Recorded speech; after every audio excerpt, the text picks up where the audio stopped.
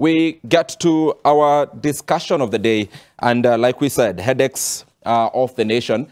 Remember, the National Dialogue Committee that had retreated to Stoniathi to make a report and submit to President William Ruto and Azimio leader Raila Odinga, because it again needed to be submitted to Parliament and bring the country to a consensus, seem to be disagreeing.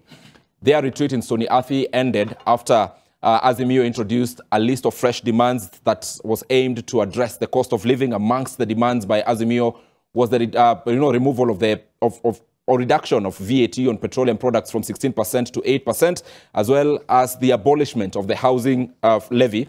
And the government, the Kenya Kwanza side, said that they cannot abolish the housing levy because it is their flagship project, and as well VAT on petroleum cannot go back to 8% because, like the president said in the State of the Nation address, the country had to make painful decisions.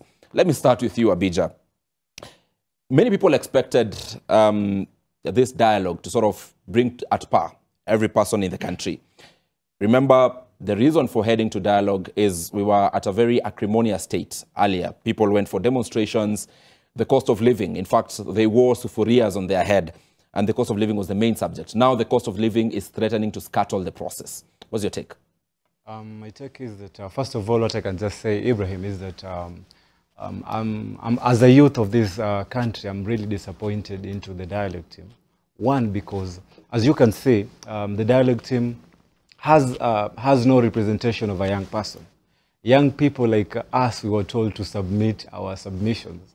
And really, as you can see as a country, when leaders are going to look for votes, they look into the young people. They're the first soldiers on the ground. So my take is that the energy that leaders use to get the youth into voting and maybe doing the groundwork of politics, it's the same energy that the leaders should put into making sure that the young people of this country are put on the table to discuss the decisions and the serious issues that are affecting our country, because we are the ones that are really affected in everything, you see. So that is something that the dialogue team should really look into. The young people should be put on the table so that we can discuss the issues. And as you can see, it has a lot of issues into the opposition side and the government side, which is okay as per me. People are trying to bring into they're trying to bring issues of different categories. And as you can see, Azimio has its own issues. Kenya Kwanza, which is our government, has its own issues on the table. And they made a list of agreed issues which they were supposed to solve. So what appears to be scuttling them apart is the cost of living. So even as I come to you, Jim, the main reason as to why they went to talks, according to what they told Kenyans, especially the opposition side, was the cost of living. It's so interesting that it is coming up so late into the game, because by next week, 26th, this particular talks or committee will have dissolved. That is the period that they were given by Parliament. And still, with that short period, they are falling apart. What is your take? We always said from the onset that to trust politicians is to be, we are taking ourselves for fools to trust these politicians to deliver anything meaningful out of these talks. We can bet for sure that they have agreed on everything political. They have agreed on the office of the opposition leader. They have agreed on prime cabinet secretary. They have agreed anything that touches on power sharing and allocating positions and roles. They have 100% agreed. But anything that touches on the ordinary Kenyans, that they have not agreed upon. But Ibrahim, if you look at how we got ourselves here, I often think that we are what I call a choiceless democracy, meaning we seem to be able to vote, but we cannot choose. So if you look at 2007, we were able to vote very well, but somehow we needed Kofi Annan and team to help us choose. And give us a grand coalition government. In 2013, we were able to vote very well. We needed the Supreme Court to help us choose. Sure. In 2017, the same. In 2022, the same. So constantly, we seem to be able to vote, but we can't choose. And because of that, and it is a loophole, I think that politicians have found in the Constitution that they're constantly able to go into, that lets the Kenyans vote, but we can sit on the back room and let a few judges here and there to decide who becomes the president at the end of the day. And so that is the background on how we find ourselves at NADCO, as it is, the National Dialogue Committee. But one of the things that will happen, because they can't seem to agree on the cost of living. I know Kenya Kwanza is a very biblical government, and they seem to be reading a lot of Christianese. So allow me to use a Christianese example. There's something called rapture. So rapture is that one day we will wake up and some people will be gone. Or, you know, we are told those stories that some people will be gone and others. And if you find yourself that you're still here, then you know things are bad. If you have gone, then you know things are good. So there are people who will be gone. And I feel like for Kenya Kwanza, because of the numbers they have in parliament, or the numbers they've been able to consolidate in parliament, the only thing that can take them down is rapture. Right now, and this rapture for me would be in the form of an economic crisis. That we are in an economic crisis where, you know, as I was saying, they have not been able to collect the taxes that they wanted. So they have taxed us, you know, from here to there. They have not been able to collect those taxes. So again, it is not working. Pay is down. We've seen that fuel levy, they're not collecting what they needed from the fuel levy. The other day, we were told even beer, people have stopped drinking. Kenyans have dumped their vehicles at home. People have dumped their vehicles at home. So all the taxes that you're putting on us, and you're saying that it is to make things better, it is not working because we cannot afford it, okay? We have fewer investors at the Nairobi Stocks Exchange. Investors are fleeing at an all-time high. Uganda has left trading through our route, and they're now opting to trade through the Tanzania route. So every decision that we made is not working. Ultimately, Kenyans will have to decide for themselves that this economic crisis, we have to handle it on our own. Because these two guys sitting at Bomas or Stoniati or wherever, they will not agree on the cost of living. They will not agree on the cost of living because at the end of the day, majority of them don't even know what the cost of living means. Their cars are fueled by taxpayers' money. Their houses are paid by taxpayers' money. Their spouses are actually paid by taxpayers' money. They even the office of their children paid by taxpayers' money. So they do not understand the cost of living the way you and I understand the cost of living. So this is a matter that Kenyans, we will have to take up on our own. When we will have had enough is enough. We cannot afford things. I'm curious, what do you mean by we will have to take up by our own? What exactly? I mean, because the elections are 4 years away. That's the only other democratic or constitutional way that Kenyans may have to take it up on their own. I mean, it is not true that that is the only democratic. If you, that's Article 1 that we all like to quote, that all power belongs to the people and can be exercised directly or indirectly. So right now we are exercising power indirectly through elected officials like my brother, right? And when my brother refuses to do his job, the people of his constituency have the right to take that power from him and tell him that he's gone rogue, call him back home, and these people can then exercise this power directly on their own. So that is a constitutional avenue that is available for the people of Kenya. There are only two problems, that we've become so paranoid, we've become so defeated by politics that we think that, how do we call back errant politicians? If your president has gone rogue and is now become errant, how do you call him back?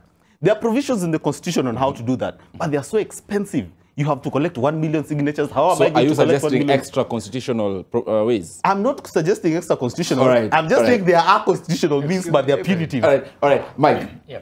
Mike. Yes. Actually, the bipartisan talks, the last one was happening in actually in my ward in a hotel called Mountain Lodge Hotel. There's from the onset, the Kenya Kwanza government, and we had people from the government side saying, we cannot sit down to discuss the cost of living. This is something that is controlled probably by, definitely by demand and supply. We have the dollar issue, we have the production issue. We cannot sit on a table and say we are discussing how to bring down the cost of living, and we don't even have experts on that team to discuss that. What probably the team could be saying is, they could be sitting up and forming a vision 2060 or something of the sort. That is what I'd want to see from this bipartisan team.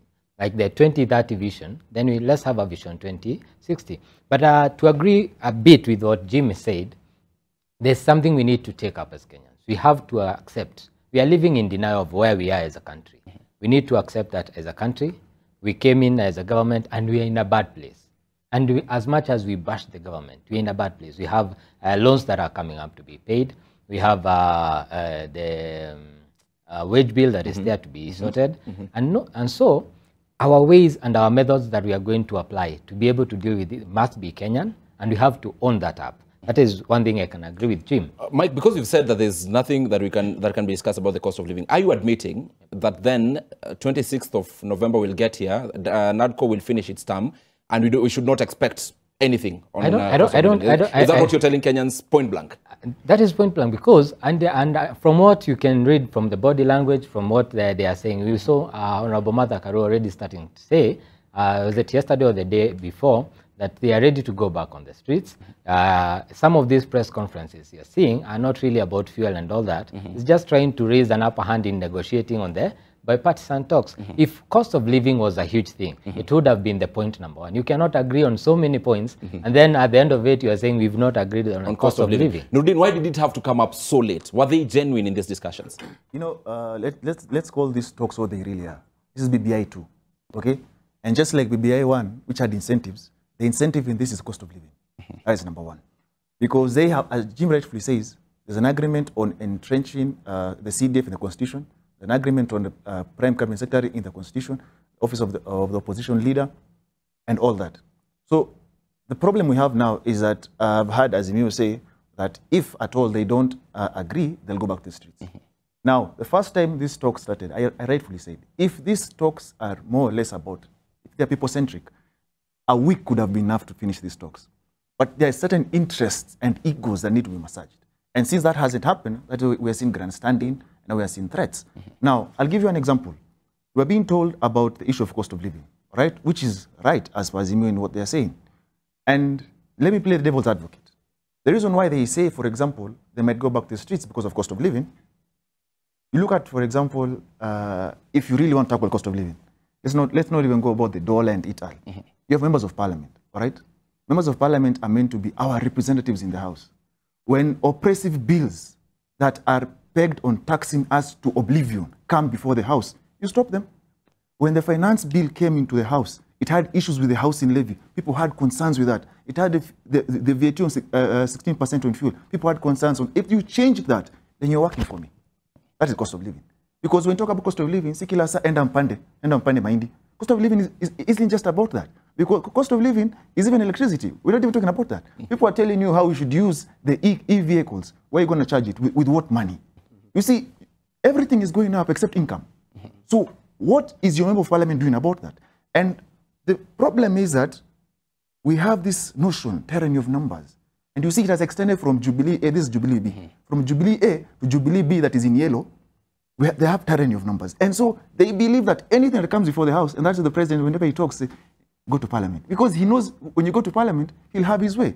Because the members of parliament from Kenya Kwanza have forgotten their role. I'll give you a good example. When the president was giving his sona the other day, I was shocked. He had to take a moment to take a gulp of water, and they were clapping. What are you clapping for at the end of the day? Let me give you a scenario. When you look at the Hustler Fund, for example, the maximum an individual can get is 50,000. But the president is on record saying how a person X got 741,000. You haven't questioned that. And those are members of parliament. That's why I call them clowns. It's not that they're breaking. It's not that they're breaking down the state of the speech of the state during the state of the nation. But it's also interesting on what you're saying, that it's them who pass taxes and any other legislations, because that is reported to have come from the parliamentary group meeting 2 weeks ago in State House, when members of Kenya Kwanza told the president that we are unpopular, reported to have told the president that we are unpopular and the measures you're taking are not really the best. And the president threw it back to them and said, who is it that passed this particular taxes? Whether with instructions or not, I see you want to come in, but D is telling me we have to take a break. When we come back, we continue with this discussion, the headaches of the nation, and I continue that discussion with my panel of youthful individuals who are giving us a youthful perspective, and perhaps we'll even have a way forward, because they are young brains on what is happening to the country. Let's take that break.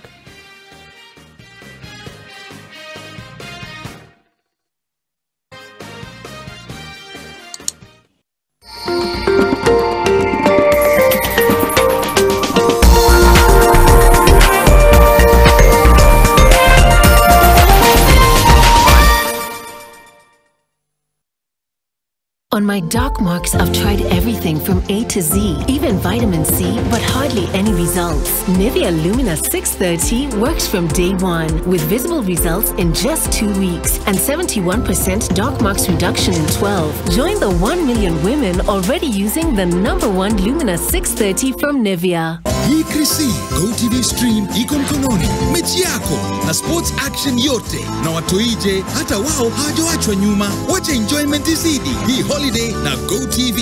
GoTV Stream available from 1st December for all active customers. At Stanbic Kenya, we believe in your financial potential, and we are here to help you reach new heights. Enjoy an attractive interest rate of up to 14% per annum on your savings. Make the most of this exclusive offer today and let your money thrive. For more details, call us today or visit a branch near you. Stanbic Bank.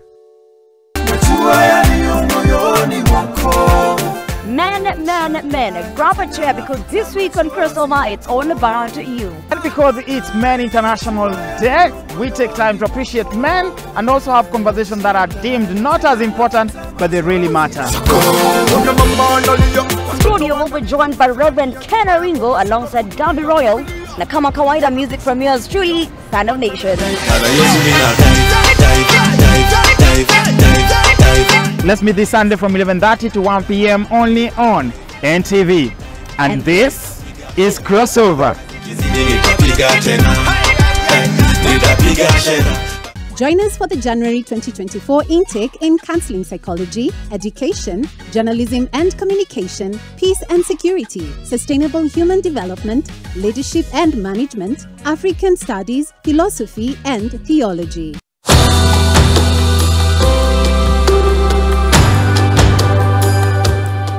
This is an introduction, foundation to the family series. We need to know where it all began. That can only come from the book of God in the very beginning. In the beginning, God created the heavens and the earth. And God said, "Let there be light," and there was light. That formless darkness, chaos, in many ways describes many of our lives where we are at. But present with us always is the Spirit of God, in a sense hovering, looking to speak into our lives and to say, "Let there be light." And I pray this is what will happen in the family series.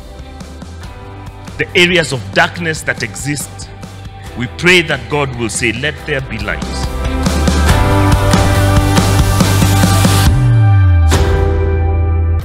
Na wewe unaitwa aje?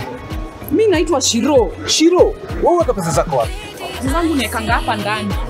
Ndio hizi pesa zangu. Makubwa haya. Kenya Deposit Insurance Corporation lina jukumu la kulinda pesa zako kwenye benki.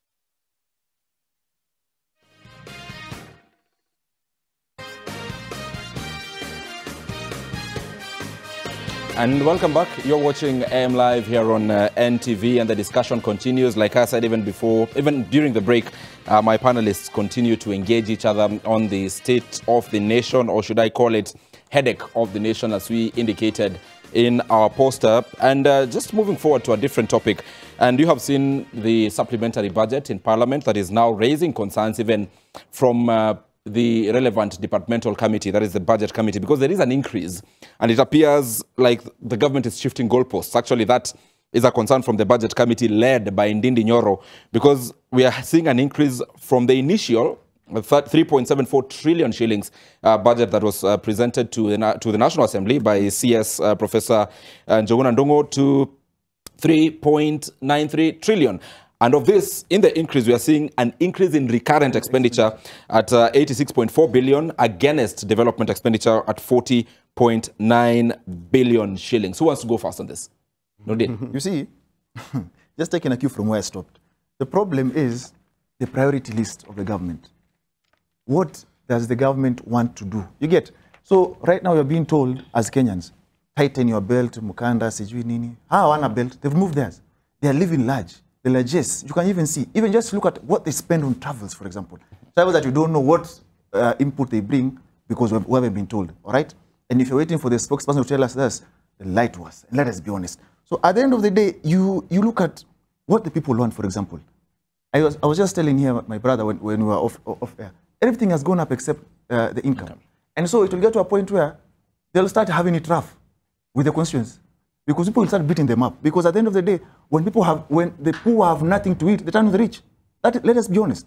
So the government needs to put its act in order. That is number one. And number two, the problem that we have, it's good that Ndindi is raising the concern that he's raising. Because the austerity measures they talk about, for example, I haven't seen this government have austerity measures. Yes, they say, oh, do not do ABCD, do not travel. But the same night you see someone, you know. So at the end of the day, I believe they need to put their priorities, one, in check. That is number one. And number two, in finishing what I was saying before we went on the break. Yeah.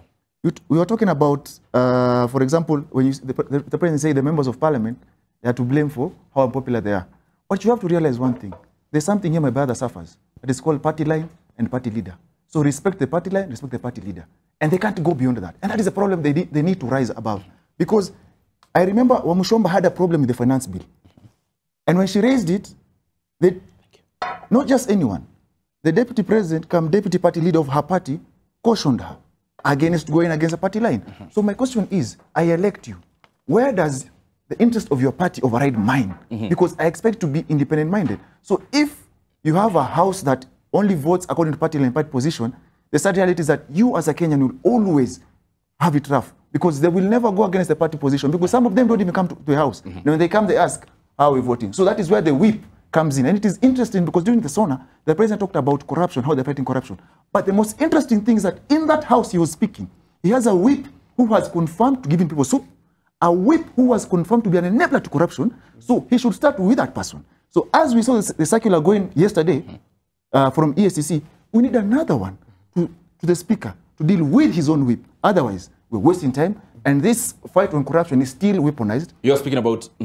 It's still weaponized because, you know, when you're talking about austerity, you're talking about how you want to improve the economy, and you still having pilferage of funds. That will never happen. Because it will be like taking 5 shillings from this pocket, putting it on this other pocket which has a hole. So you are doing zero. It's a zero-sum game at the end of the day. So unless they put their priorities in check, pick up and dust up their manifesto that clearly is lost, that is the only time they'll find themselves on the right trajectory. Otherwise, the Kenyans will remain depressed, disillusioned, and continue losing livelihoods. And the reason why they wonder why people are sad is because they came up on a promise of a social improvement of the economic affairs. People haven't seen that yet. So until that is done, the rest that we're being told, any other SONA he gives, and any other speech he gives and promises, inabaki kwa mtaa tunasema story ajaba. Mike, you are elected under Kenya Kwanza, and it's what Nurdin is saying. Is it that bad that you have to toe to party line and leave your independence? And because I'm looking at this particular supplementary budget, much as the budget committee is raising questions on the increase, and there are other things that might have affected this, including the shock on the Kenya shilling, you'll still find it's highly likely that it will go as is, despite the concerns. So is it that bad? And when your mind or the minds of elected leaders are controlled by the party line or by the party leader, then what do you as elected leaders eventually go and tell your electorates in the village? We are not towing to a party line. We are towing to the sovereignty of Kenya. And as the Kenya government, as the Kenya Kwanza government, we had our position, even before the elections. So what we are doing, we are walking the talk. So it's not a matter of following what the party leader is saying. Of course, that's why he's the party leader. We discuss, we have PGs, and then we come up with a route that we want to take. When we say that we are towing to the sovereignty of the country, there are certain measures we had to put in place. For instance, for IMF to come and help us out with the Eurobond and some things. So as much as we want to bring down some of these things, we also need to know that we need Kenya to be there as a sovereign state, for us even to be there as leaders. So one of the things is that we've seen a number of countries in Africa that are going down the drain, over 17 countries. One of the very important tasks is to make sure that we are not headed that direction. And if we need to do the finance bill for us to have people come into measures, people come into place to help us put in the measures, then that we need to do. But another thing also I needed to point out is, as much as Nurdin is saying that the Kenya Kwanza manifesto is full of dust. We are seeing the same talk that we had during the campaigns are the things that we are trying to say. He's here telling us that we should not charge the 1.5 or the housing levy, but at the same time, this is something that we said in the manifesto. It is there, and actually we ceded ground. We wanted to go with 3%, we came down to 1.5. So at the end of the day, you cannot be asking us to implement our manifesto at the same time you want us to divert from it. Jim, even as the supplementary budget goes high, like we said, from 3.74 in the initial budget to now 3.93 trillion, and despite us reporting and it being a fact that the government is not meeting its tax targets, the mini budget has also increased. This is a supplementary budget. It has also increased tax revenue collection targets for the Kenya Revenue Authority, which struggled to meet the target for the first quarter between July and September. What does that tell you? I mean, we haven't met what we set as targets for ourselves. The supplementary budget still increases or raises the target. I mean, as I said earlier, this government is the Lulu. They defy all logic and reason, and that's what happens, because part of it again has to do with, you know, we're with the IMF. We're in talks with the IMF, and if you read the statement on the Business Daily, what IMF says is that intensifying their efforts to enhance macroeconomic policies and implement structural reforms, said the IMF. That's on page 2. That Kenya will have to implement certain structural reforms.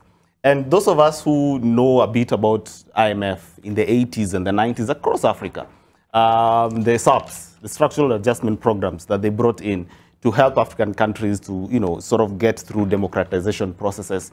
And those programs have been blamed for impoverishing African countries, high rates of unemployment in a number of countries where we had to retrench so many government staff back then, because the IMF said this is the only way that you can actually live a sustainable government. And so we are seeing again a situation where the IMF has come in and is advising government on the conditionalities for us getting these loans. Part of what we Kenyans never ask is, what are the conditions for us getting some of these loans? And some of the conditions is there are these macroeconomic policies and structural adjustments that we have to make, which are painful, but which are not the desires of our governments or our people. It is these foreigners and these, you know, whatever you can call them, who look at us from an outside view, and these economic advisors, and say that the best way for you guys to move forward is to make certain difficult decisions. So, you know, like Galan was saying, that they cannot sit down and talk about cost of living. So you cannot talk with Kenyans about cost of living, but you've been talking with the IMF about the cost of living from day one.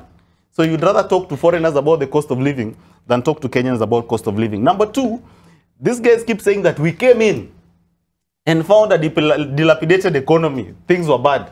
Friends, Kenya Kwanza did not come in. Kenya Kwanza was in. Yeah. So let's stop cheating Kenyans that Kenya Kwanza came in. Where did you come in? The president was the deputy president. He was number 2 in chief for 10 years. Every single person who is in this government, the deputy president was a member of parliament in Jubilee. But he was, to be fair, he was sidelined from government for 5 years. No, that's a lot of... We saw it, we reported it. No, but was he being paid by taxpayers? Did he have an office? Were his duties still the duties of the deputy president? So sidelined, what does that sidelining mean? It just means that they were campaigning differently with the president. That's what technically it means. But everyone in this government voted for the Finance Act in 2018 that first increased our taxes under the Uhuru regime. Everyone, 100% of them. 100% of them voted for the finance bill this year. So the common denominator for our problems in this country, for our economic crisis in this country, is Kenya Kwanza. The common denominator, if we trace it all the way back to 2018 under Uhuru 1. So we were very delusional to imagine that somehow then, these very fellas who got us in this mess to begin with, these very fellas who we kept telling that there could be a better way and refused, are the ones who will get out of it. And so they came with this reform fantasy that they have a reform agenda. And Kenyans bought into this reform agenda.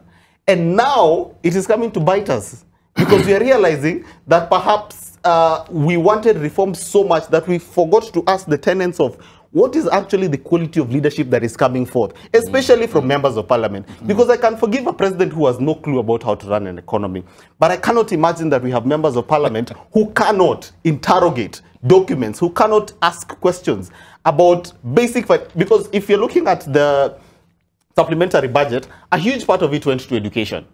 A huge part of that budget went to education. And the reason is, the government woke up one day and said, now we need a new way to finance the education system. After they had passed the finance bill, we need a new way to finance the education system. And then they said there will be all these different tiers, help will be given based on what quarter, formulas that none of us here can explain to you. I can assure you, none of us, including those in government, cannot explain to you those formulas. That now even it has changed, by the way. It has changed again. There will be a different way of doing even high school education. Then now they realize we have this new process, but we don't have funds for it. So let's bring in a supplementary budget. So for a government that says we need to live within our means, right? Because they said for a long time Kenyans were living outside of our means. We're not living within our means. But everything in your budget says we're living beyond our means. If you're asking for 3.8 trillion, KRA cannot even raise 2 trillion as it now. Then how exactly are we living within our means? So again, a Dilulu government, just winging it. Abija. First of all, you've actually been put on a tight spot by Jim. He has said exactly Kenya Kwanza is the one that got us here. That this is Kenya Kwanza 2. Or is it? It is Nordin who said Jubilee 2. They were in government. They are still in government, and it is them who got us here. You are a member of Kenya Kwanza.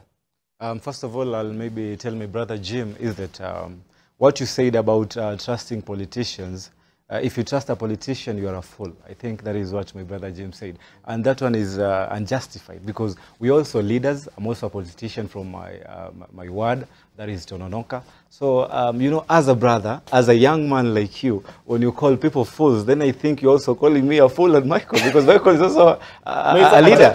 But you people who trust you that are fools, not you. Exactly. So I am the fool for trusting you.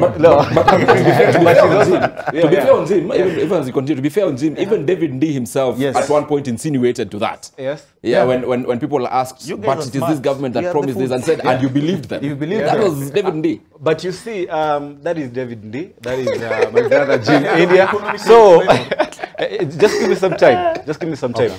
So Jim, I think he's not correct because we are young people like him. We are politicians in our own places. So when he calls people fools, then I think we're also part of it with my friend Honorable Michael. So I think for me, I can just tell Jim that, you know, we are young leaders.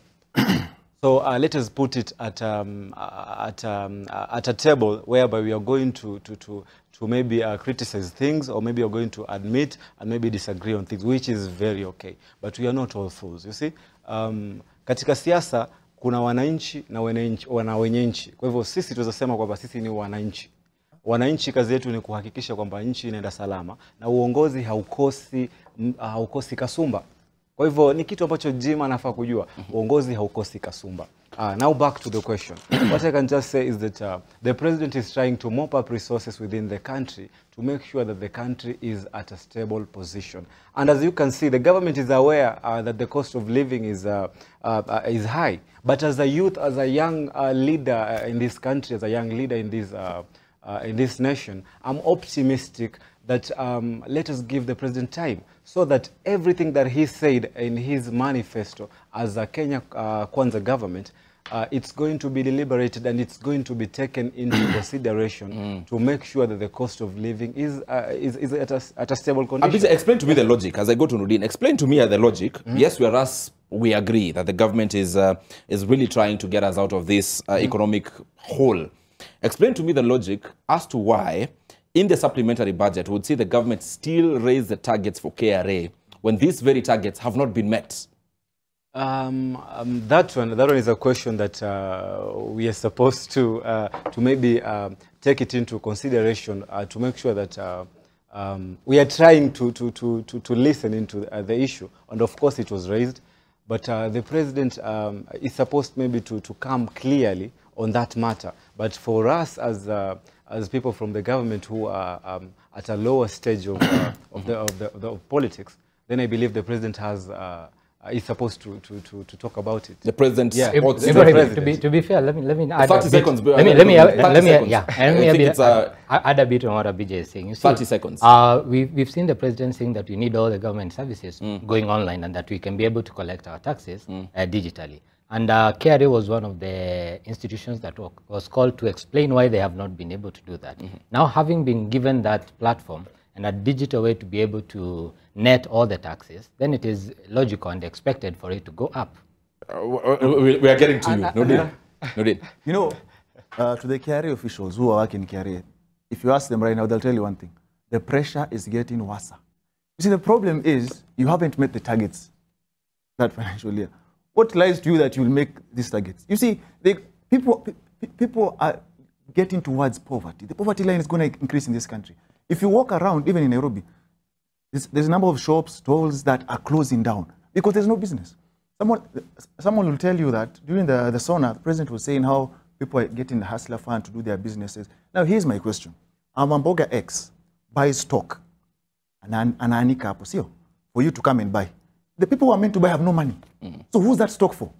So you look at that's how you should look at things at a holistic way, because at the end of the day, people are suffering, and that's what Kenyans are saying. People are suffering, but now instead of raising these concerns in a way that he just told us about their PGs, in the same reported PG that they had, the same members of parliament from Kenya Kwanza talked about being unpopular on the ground, and they were told it's not time to be popular.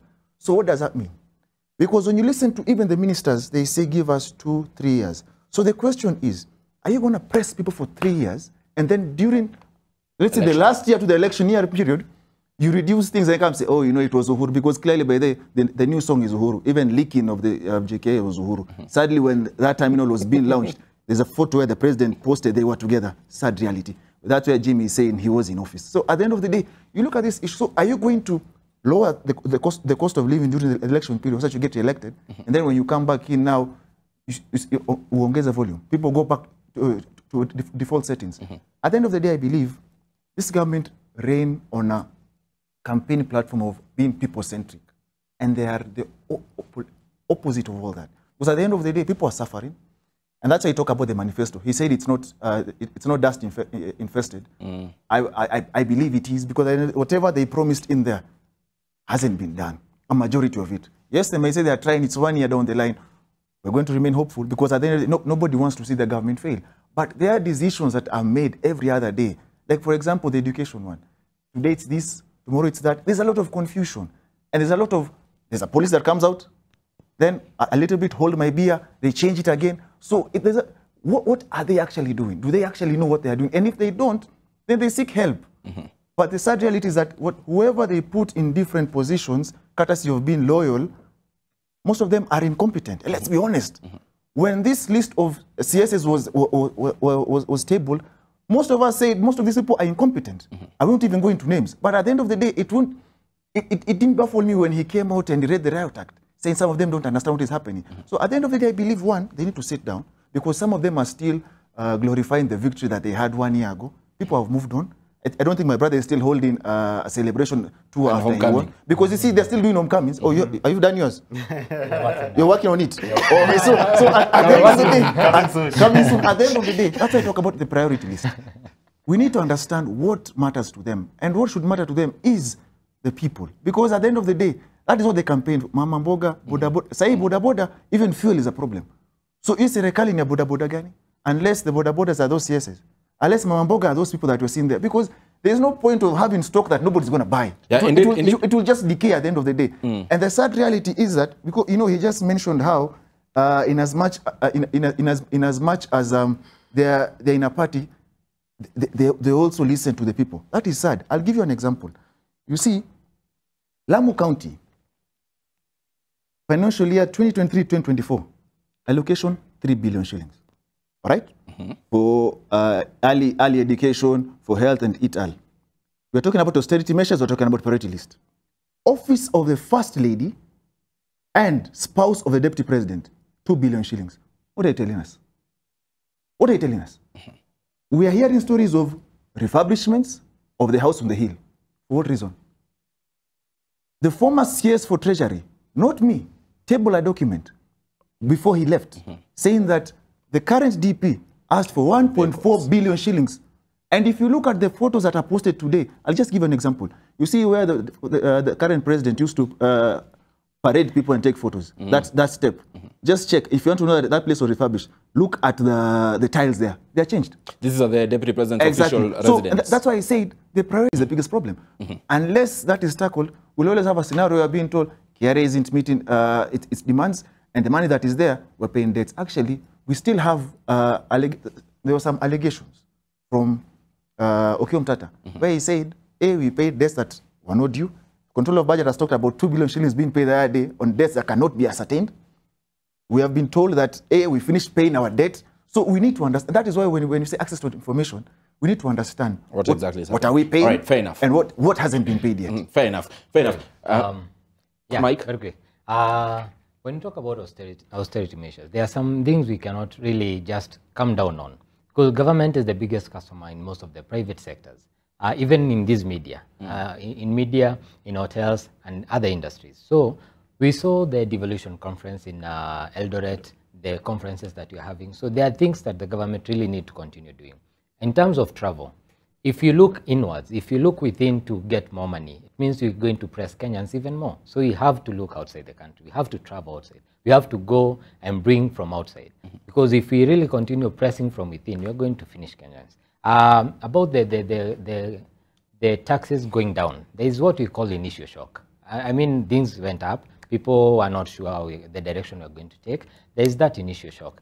Then there was the change of the POS system, the ETRs. Yeah?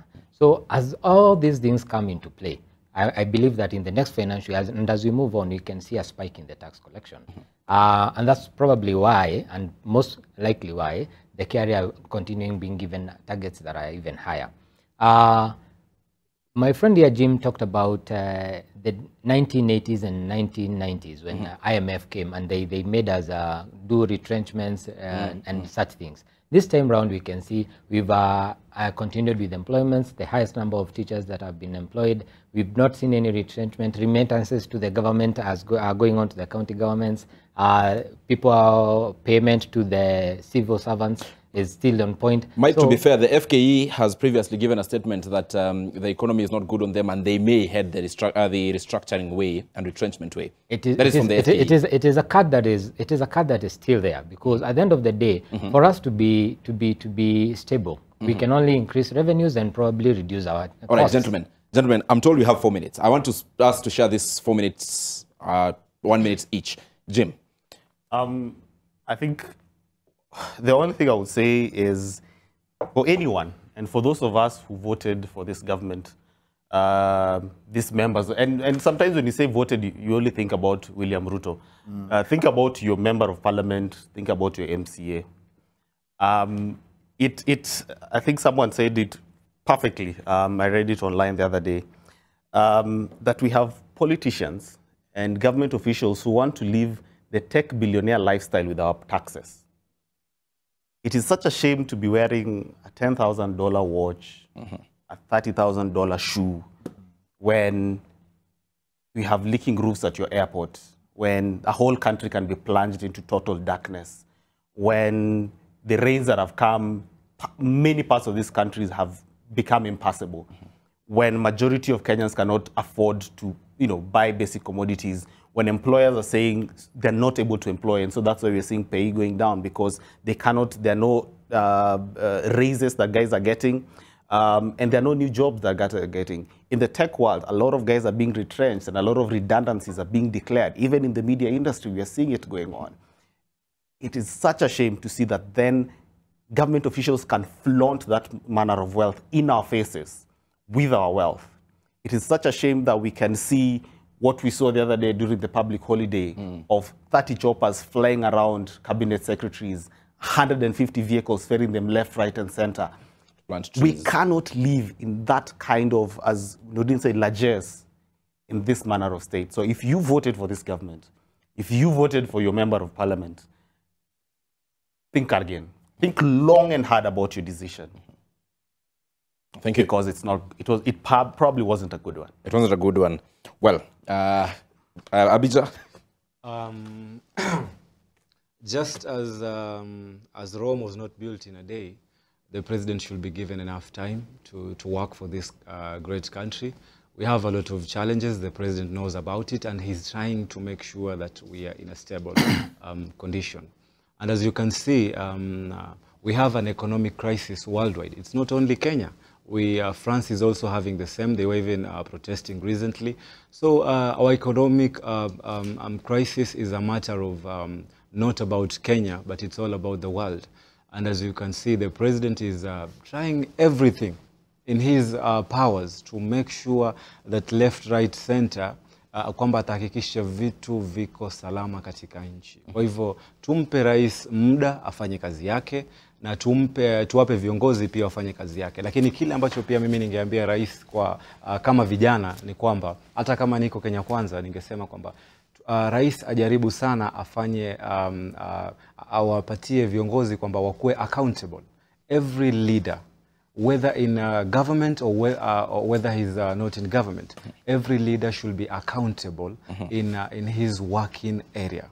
That is what we are going to say. And any leader that is not going to be accountable, even me as a youth, we are going to make sure that that person is made to be a non-government official. Because for sure, itakuwa ni vibaya sana kwamba viongozi wa upinzani kila saa wanakuja wakisema kwamba government haifanyi kazi na nini na vitu vinatulia. Kwa hivyo rais ajaribu kuhakikisha kwamba watu wakuwe accountable na tumpe rais muda kufanya kazi ya wananchi. Kwa hivyo asanteni sana. Thank you very much. Thank you so much. You know, as Vladimir would say, Darren put in that is, don't blame the mirror when you're ugly. If you're ugly, you're ugly. And this state, the state of the economy is ugly. The state of running of this country is ugly. The amount of confusion, the amount of topsy-turvy, higgle-piggle, and palpitations of hearts is ugly in this country. So at the end of the day, they need to wake up. They keep telling us it's been 1 year. It's been 1 year, it's fine, but time started ticking the moment you were sworn in. So people will only pick up your manifesto 5 years from now and judge you. But from how we're seeing things, it's just going to be as laughable as it is. And I end by saying, in as much as my brother is an MCA, don't feel attacked. All I'm saying is members who are meant to represent the people, MCAs and MPs. Unajua ndugu yangu ameongea Kiswahili, acha nilete Kiswahili. Waswahili wanasema bakuli na sahani zote ni mandugu. Sababu za kupatia kuku maji. Kuku in this sense he knows what I mean. At the end of the day they need to realize that what is more important, that hen or the people who elected you. And when they realize that, that is when also the two speakers we have who have been captured will decide to work and not be an appendage of the executive. Until then, we are always going to be lamenting here and nothing is going to be done. So for me, I am harsh on the members of parliament who are afraid to speak the truth, who are afraid to give the president the reality of how things are. Because they forget, in as much as they're in that party, as he says, since he knows about an impeachment that happens to governors, members of parliament are so important and powerful that they can impeach a president. Let them remember, he can't fire them, but they can fire him, courtesy of the people. He can't fire them, but they can fire him, courtesy of the people. Mike, you want it? Yeah, Ibrahim, I think as a young person, the first thing I would want us to do is, instead of talking about the headaches of the nation, we'd rather call it the headaches of the nation. H-E-D-E-X. Trying to find a solution to the problems that we are facing, the headaches of the nation. Number two, I'm happy that you have changed the conversation. Just like the president said, that in Kenya we are going to change the conversation. We are now talking about economy. We are now bringing out facts. We are now having experts and elite people coming and trying to have a conversation of how we can make Kenya better. It's a long time since we heard about Kitendawili and those other things. I saw yesterday Honorable Raila talking and quoting even percentages and figures. We are having a proper discussion. I think to end it up, the one thing I want people to look at is the worst thing that one can do in life is to lose hope. The second worst thing is to make another person lose hope. So even as the people who are criticizing the government are doing so, let us not, because you have artificially lost hope, because you're in opposition, don't try and infect other people to lose hope. Let us not lose hope. Let us also all work together knowing that Kenya is our country, even as we criticize, and we are not in a good place. All of us, we agree that. And all of us must take charge to get out of where we are. All right, and Michael Gadhanwa, the member of County Assembly, Nakuru County, representing Eburu Mbaruk Ward, was joining us for the very first time in the panel. We also had another first-timer, Abija Swaleh, youth leader at the Pamoja Africa Alliance. Thank you very much, Abija, for turning up this morning. We also had Jim India, political analyst, not a first-timer, quite a regular on the show.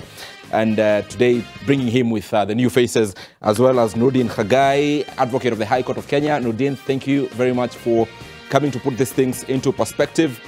And that is why we bring to I Am Live to a close this Friday, the 17th day of November 2023. Next week, Olive Burrows returns.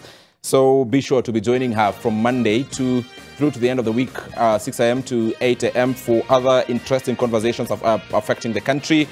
And it has been such an honor to sit in for her and get to speak to such eminent panels across the week. My name is Ibrahim Karanja, and this is where I say bye-bye.